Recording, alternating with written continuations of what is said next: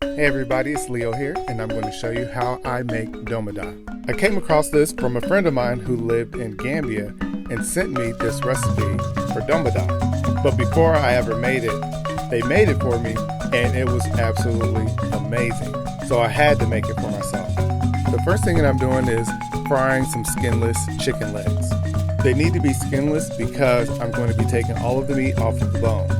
What I'm going to do is cut them into smaller bite-sized pieces, which will all go into the stew at the end. Before I fried the chicken, I seasoned it and let it sit for about 30 minutes to let the meat marinate and all the flavors come together.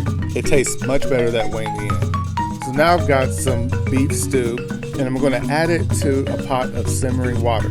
Don't boil it because the meat will come out tough. I was told that the traditional way is to boil the meat until it's done, but I find this makes for tougher meat, so I just do it low and slow and move on to the next step when it's no longer pink. The meat's going to cook with the rest of the stew, so I don't see any need to rush this process anyway. So next up, I'm going to then blend my veggies. So in my blender, I've got my habaneros, some Roma tomatoes, and some onion. You could probably use regular tomatoes for this, but Roma tomatoes were the ones that I was told were in the recipe, so I'm just following it. And I'm adding just a little bit of water to make it easier to blend. I'm not going to blend both onions because they're not going to both fit in my blender. So I'm going to do one, and then once I've got all of this blended, then I'm going to add in my other onion. Now don't be scared of the habaneros. It's not going to make it as spicy as you think it will be. It's going to be somewhat spicy, but it's not going to be overwhelmingly spicy where you won't be able to taste all of the other flavors in the dish. The heat level for this is perfectly balanced out. After I've got it all blended, I'm going to then add it to the beef stew. This is where a lot of the flavor in this stew is going to come from.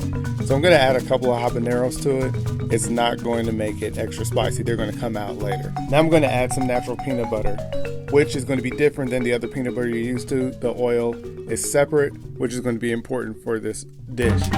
You cannot use the regular peanut butter that you're used to. The oil in it is important, and you'll see in this video where the oil separates.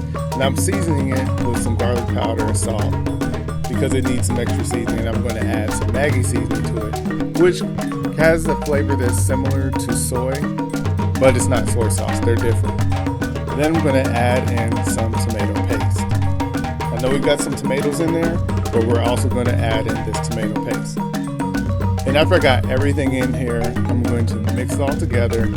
And after I got it all blended up really well, I'm going to then remove the 2 habaneros that I added to the stew. They're only cooking for about 10 minutes because I don't want to make it too spicy.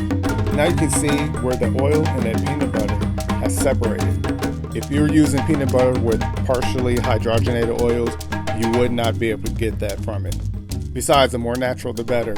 So I'm going to add in my cut chicken pieces, and then I'll allow it to cook with the stew for about 10 minutes to let all of the flavors come together.